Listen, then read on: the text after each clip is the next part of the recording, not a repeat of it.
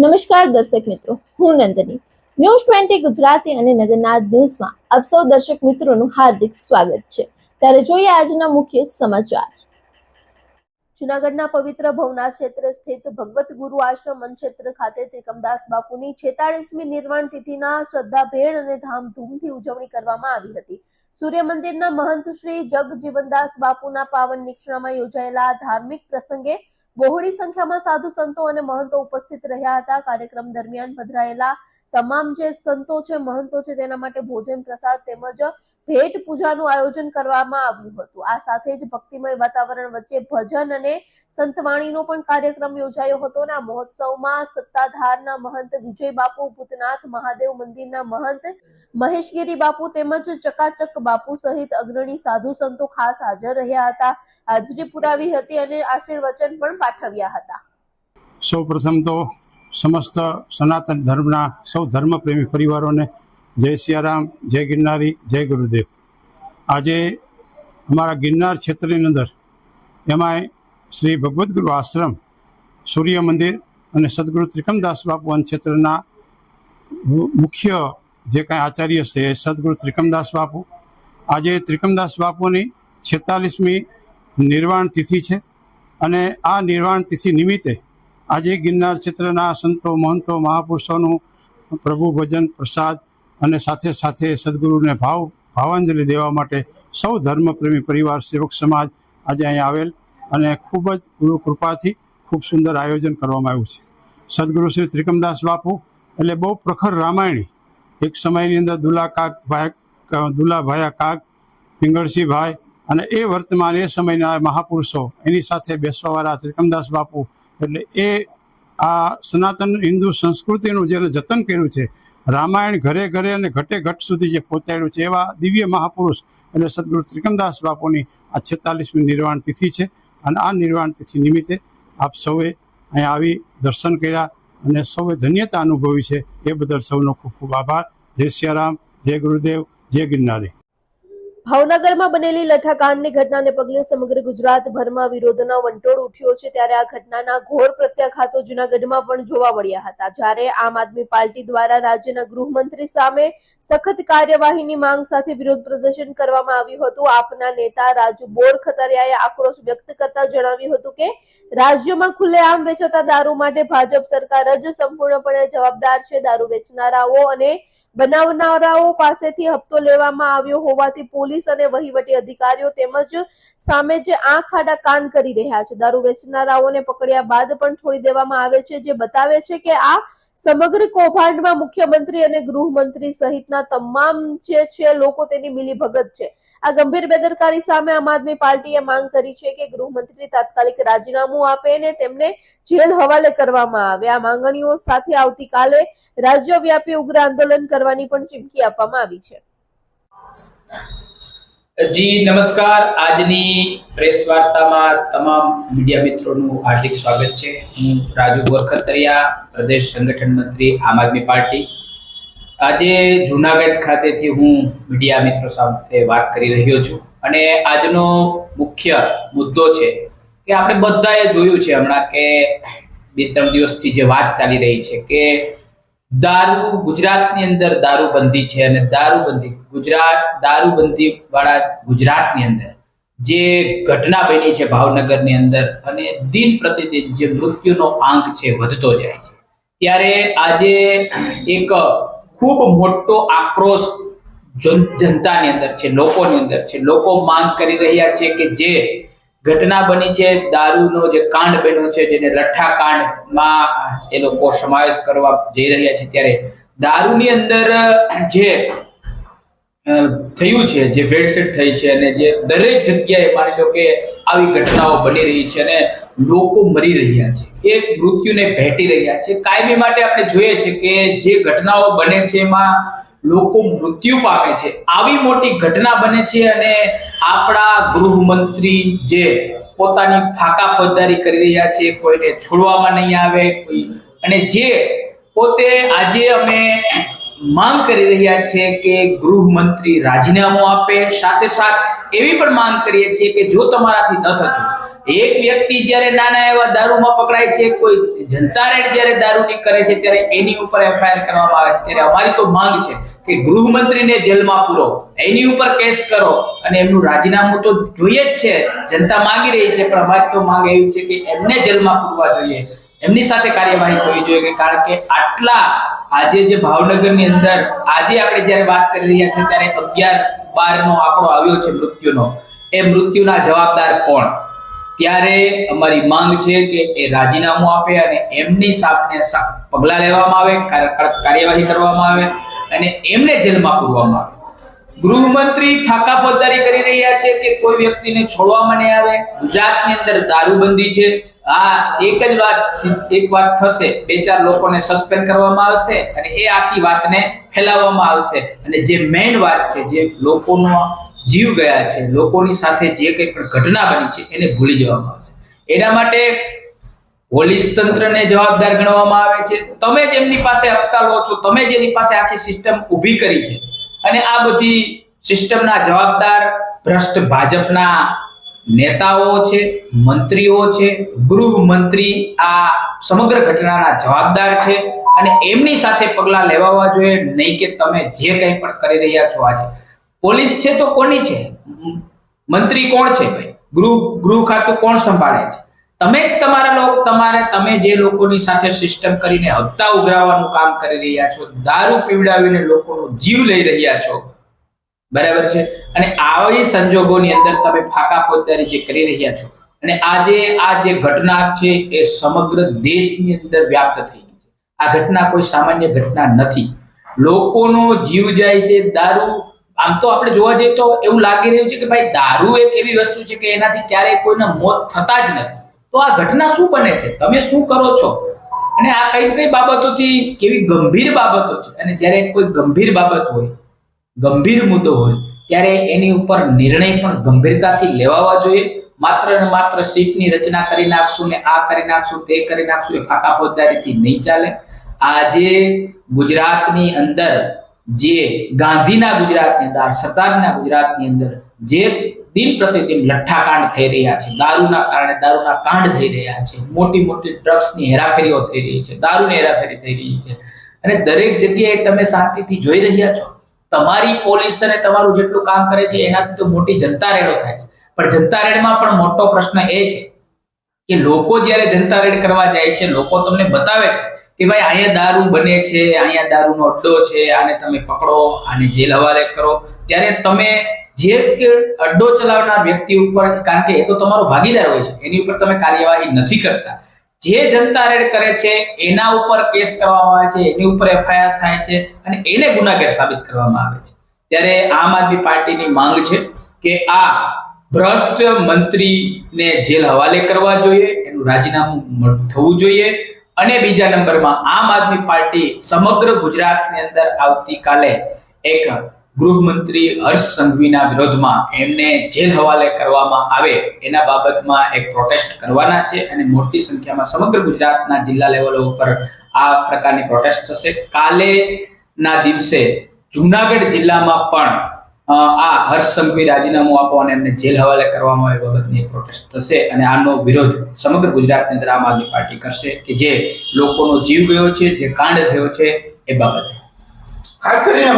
ભાવનગરમાં બનેલી લઠ્ઠાકાંડની ઘટનાને પગલે જૂનાગઢમાં કોંગ્રેસ દ્વારા ઉગ્ર વિરોધ પ્રદર્શન યોજવામાં આવ્યું હતું. ભાવનગર લઠ્ઠાકાંડના મુદ્દે ભાજપ સરકાર સામે વિરોધ દર્શાવતા કોંગ્રેસના નેતાઓ અને કાર્યકર્તાઓએ શાંતિપૂર્ણ રીતે રસ્તા પર ઉતર્યા હતા. કોંગ્રેસ ભવનથી ગાંધી ચોક સુધી યોજાયેલું આ વિરોધ પ્રદર્શન હજુ શરૂ થયાને માત્ર 4 જ ડગલા આગળ વધ્યું ત્યાં જ પોલીસે તમામ નેતાઓ અને કાર્યકરોની અટકાયત કરી લીધી હતી. આ કડક કાર્યવાહી દરમિયાન જૂનાગઢ શહેર પ્રમુખ મનોજ જોશી, જિલ્લા પ્રમુખ અમિત પટેલ તેમજ મેંદરડા તાલુકા પ્રમુખ જ્યોતિલ ભૂષા સહિતના અનેક અગ્રણીઓએ પોલીસે અટકાયત કરી હતી. પોલીસની આ ત્વરિત કાર્યવાહીના પગલે કોંગ્રેસના નેતાઓએ ભાજપ સરકાર પર તાનાશાહી કરવાનો આરોપ લગાવ્યો હતો. હું હેમાબેન રૂપારેલિયા, જૂનાગઢ શહેર મહિલા કોંગ્રેસ પ્રમુખ. આજે તમને ખબર છે કે ભાવનગરમાં જે લઠ્ઠાકાંડ થયો છે, ગુજરાતમાં દારૂબંધી હોવા છતાં હર્ષ સંઘવી એવું કહે છે કે દારૂબંધી છે, તો માત્ર કાગળ ઉપર જ દારૂબંધી?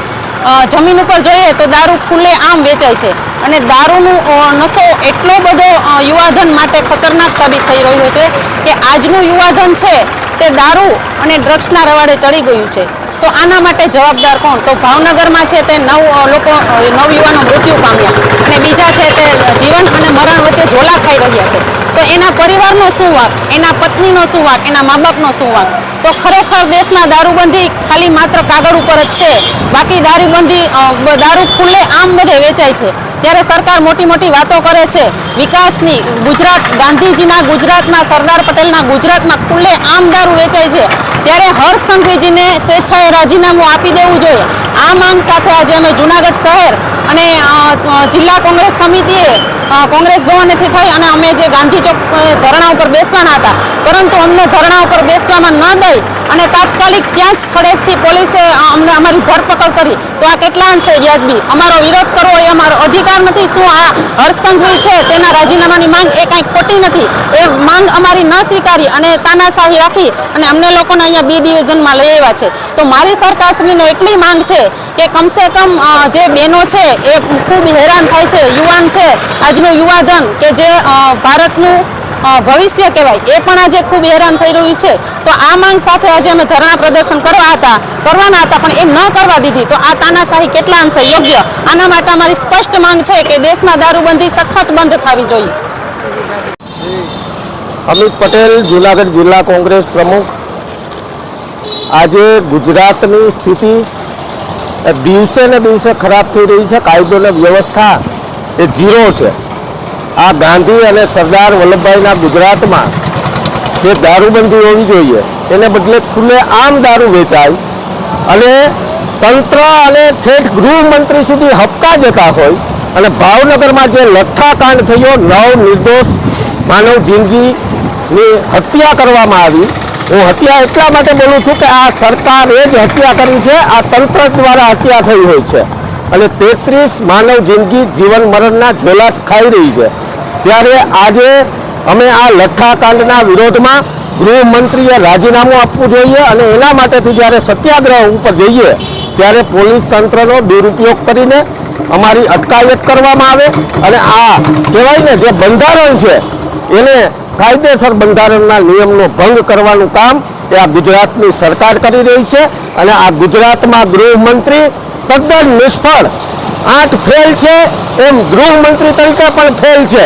હું એટલા માટે કહું છું કે આ ગુજરાતની દીકરીઓ સુરક્ષિત નથી, આ ગુજરાતના વિદ્યાર્થીઓ હોય, બેરોજગાર યુવાનો હોય એ સુરક્ષિત નથી અને આ ગુજરાતમાં ડુપ્લિકેટ દારૂ વેચવાનું કાવતરું જો ક્યાંયથી રચાયું હોય તો એ ગૃહમંત્રીના કાર્યાલયથી રચાયું છે અને અહીંથી કહેવાય ને એક છેવાડાના ગામથી લઈ અને ગૃહમંત્રીના કાર્યાલય સુધી હપ્તાખોરીનું રાજ જો ચાલી રહ્યું હોય તો એ આ ભાજપની સરકારમાં ચાલી રહ્યું. નમસ્તે, હું મનોજ જોશી, જુનાગઢ શહેર કોંગ્રેસ પ્રમુખ. હાલમાં જ ભાવનગરમાં જે ઝેરી દારૂ પીવાથી લઠ્ઠાકાંડને લીધે જે 9 નાગરિકોના મૃત્યુ થયા અને 35 જેટલા નાગરિકો હાલ જીવન મરણ વચ્ચે ઝોલા ખાય છે અને હોસ્પિટલમાં સારવાર લઈ રહ્યા છે. આજે ગુજરાતની તમામ બોર્ડરો પર ચુસ્ત બંદોબસ્ત છે, એક ચકલું પણ ન ફરકી શકે આ રીતનું પોલીસ બંદોબસ્ત રાજ્ય સરકાર દ્વારા ગોઠવાયેલો હોવા છતાં કોની મહેરબાનીથી આટલી માત્રામાં છેક ભાવનગર સુધી દારૂ પહોંચ્યો, આ પણ એક તપાસનો વિષય છે. આમાં લઠ્ઠાકાંડમાં રાજ્યના ગૃહમંત્રીની સીધી જવાબદારી ફિક્સ થાય છે. ગૃહમંત્રીની બેદરકારી, એની પોલીસ તંત્ર પરની પકડ ક્યાંક ને ક્યાંક છૂટી ગઈ એવું સાબિત થાય છે. ક્યાંક ને ક્યાંક હપ્તાખોરીને લીધે આટલી માત્રામાં દારૂ ગુજરાતના તમામ જિલ્લાઓમાં પહોંચે છે. આ ગૃહ મંત્રાલયની ટોટલી ફેલ્યોર ગણી શકાય. ગૃહમંત્રી હર્ષ સંઘવી રાજીનામું આપે એવી માંગ સાથે અમે આજે ગાંધી ચોકે ધરણા પ્રદર્શનનો કાર્યક્રમ ગોઠવવામાં આવેલ, પરંતુ સરકાર દ્વારા હિટલરશાહીથી ધરણા પ્રદર્શન સ્થળે પોલીસ મોકલી અને આજે અમને ડિટેન કરી અને બી ડિવિઝન પોલીસ સ્ટેશન ખાતે અમને શહેર સમિતિ અને જિલ્લા કોંગ્રેસ સમિતિના તમામ આગેવાનોને લાવવામાં આવેલ છે. આજે અમારી સ્પષ્ટ માંગ છે કે આવી એક ઘટના નહીં, ભૂતકાળમાં પણ અનેક આવી દારૂ પકડાવાની ઘટના બને છે. લાખો રૂપિયાનો મોટી માત્રામાં દારૂ પકડાય છે. આજે દારૂ કરતાંય જે શૈક્ષણિક સંકુલમાં ડ્રગ્સ પેડલરો ખુલ્લેઆમ ડ્રગ્સનું વેચાણ કરે છે, આજે યુવા ધન ડ્રગ્સના રવાડે ચડ્યું છે. આ તમામ જવાબદારી ગૃહમંત્રી હર્ષ સંઘવીની ફિક્સ થાય છે. એટલે હર્ષ સંઘવીના રાજીનામાની માંગ સાથે અમે જિલ્લા અને શહેર કોંગ્રેસ સમિતિ દ્વારા આજે ધરણા પ્રદર્શનનો કાર્યક્રમ રાખવામાં આવેલો. જૂનાગઢના પવિત્ર દામોદર કુંડના કિનારે અચાનક જ મગર આવી ચડતા ત્યાં હાજર રહેલા લોકોના જીવ અદ્ધર થઈ ગયા હતા. પવિત્ર શ્રાવણ માસ ચાલી રહ્યો હોવાથી રોજ વહેલી સવારથી જ મોટી સંખ્યામાં શ્રદ્ધાળુઓ અહીં સ્નાન કરવા માટે આવતા હોય છે. ત્યારે કિનારા નજીક જ મગર દેખાતા ફફડાટ વ્યાપી ગયો હતો. કુંડના કિનારે મગર આવ્યા બાદ ત્યાં હાજર રહેલા એક કૂતરાએ તેને ભડકાવવાની અનેક કોશિશ કરી હતી, છતાં પણ મગર થોડા સમય માટે શાંતિથી કિનારા પર જ પડી રહી હતી. આ ગંભીર પરિસ્થિતિને ધ્યાનમાં રાખીને દામોદર કુંડ સંચાલકો દ્વારા અહીં આવતા તમામ શ્રદ્ધાળુઓને, ખાસ કરીને વહેલી સવારે જ સ્નાન કરવા માટે આવતેલા શ્રદ્ધાળુઓને પૂરેપૂરી સાવચેતી રાખવા માટે, સાવધ રહેવા માટે ખાસ અપીલ કરી છે.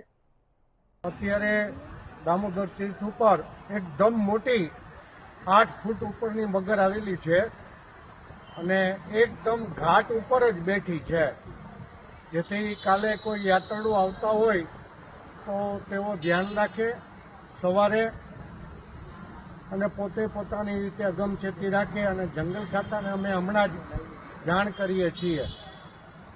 જૂનાગઢના માણાવદરમાં ગઈકાલે સરજાહેર એક વેપારીની થયેલી હત્યાના મામલે મોટા અપડેટ સામે આવ્યા છે.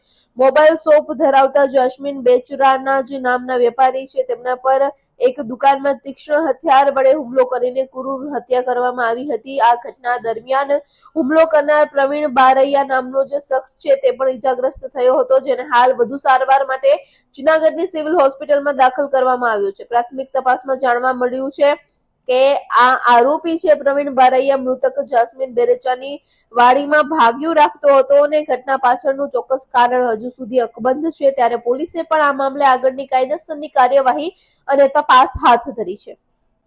જૂનાગઢના માંગરોળ તાલુકામાં ખાનગી કંપની દ્વારા શરૂ કરવામાં આવેલા ખનીજ માઇનિંગ સર્વે સામે કોંગ્રેસ અને સ્થાનિક ખેડૂતોમાં ભારે રોષ જોવા મળી રહ્યો છે. ઉપજાઉ જમીન ખાનગી કંપનીઓના હવાલે કરી દેવાના વિરોધમાં જૂનાગઢ જિલ્લા કોંગ્રેસ દ્વારા અને ખેડૂતોના હિતમાં જિલ્લા કલેક્ટર મારફતે રાજ્યના મુખ્યમંત્રી ભૂપેન્દ્ર પટેલને આવેદનપત્ર પાઠવવામાં આવ્યું છે. કોંગ્રેસનો આરોપ છે કે માનખેત્રા, સુલતાનપુર, ઢેલાણા, લંબોરા, કોટડા અને વીરપુર સહિતના ગામોની ફળદ્રુપ જમીન પર માઇનિંગ સર્વે ચલાવવામાં આવી રહ્યો છે. આવેદનપત્ર આપતા જૂનાગઢ જિલ્લા કોંગ્રેસ પ્રમુખ અમિત પટેલે ચેતવણી આપી છે કે જો આ માઇનિંગ સર્વેના આદેશો તુરંત રદ કરવામાં નહીં આવે તો આવનાર દિવસોમાં ગાંધી ચિંધ્યા માર્ગે જૂનાગઢથી ગાંધીનગર સુધીની વિશાળ રેલીનું આયોજન અને આંદોલન કરવામાં આવશે. અમિત પટેલ, જૂનાગઢ જિલ્લા કોંગ્રેસ પ્રમુખ. જય જવાન જય કિસાન.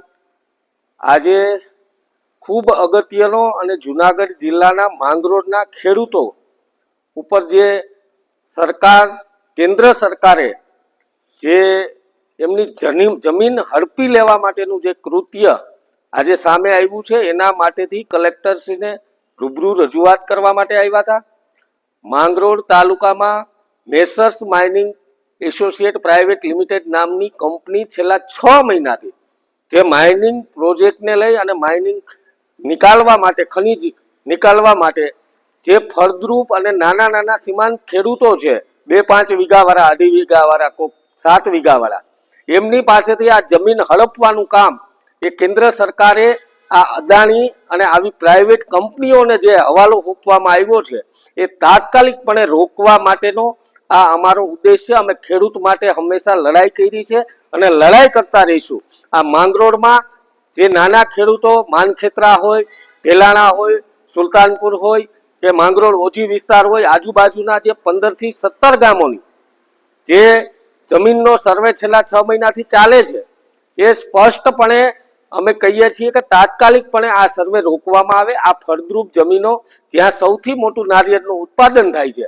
અને એમને હિસાબે ગુજરાત સરકારને પણ ફાયદો છે અને જ્યાં જે નારિયેળનું ઉત્પાદન સૌથી વધારે આ જૂનાગઢ જિલ્લામાં, સૌરાષ્ટ્રમાં જો થતું હોય તો માંગરોળમાં થતું હોય છે, ત્યારે આજે અમે કલેક્ટરશ્રીને રૂબરૂ રજૂઆત કરવા માટે આવ્યા છીએ અને માંગરોળ ખાતે હજારોની સંખ્યામાં ખેડૂતોએ એકઠા થઈ મામલતદારશ્રીને પણ આવેદનપત્ર આપ્યું છે.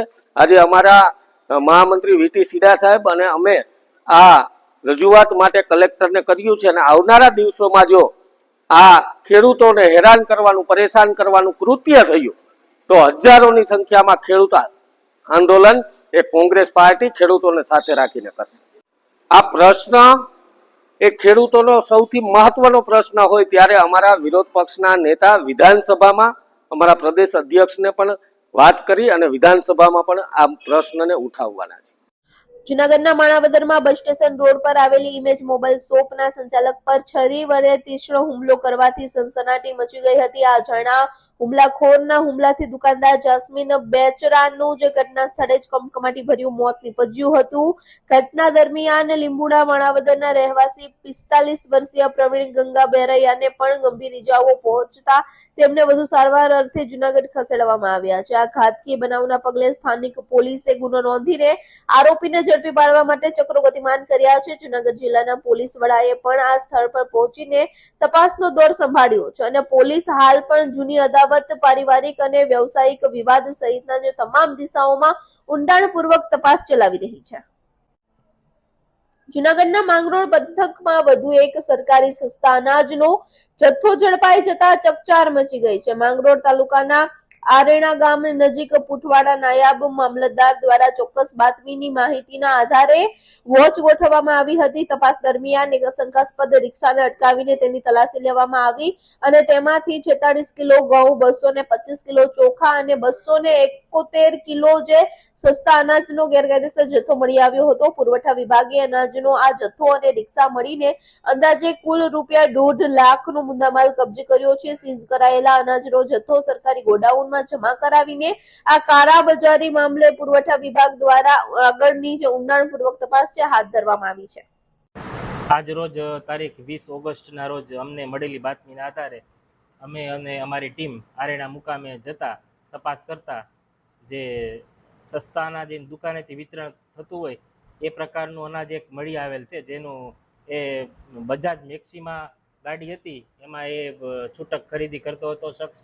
એને અમે પકડી અને જે વાહનની અંદર જે જથ્થો હતો એ સીઝ કરી અને અમારા સરકારી ગોડાઉન હોય ત્યાં જમા કરાવેલ છે અને વાહનનો પણ કબજો લઈ અને મરીન પોલીસ સ્ટેશન ખાતે વાહન પણ રાખેલ છે.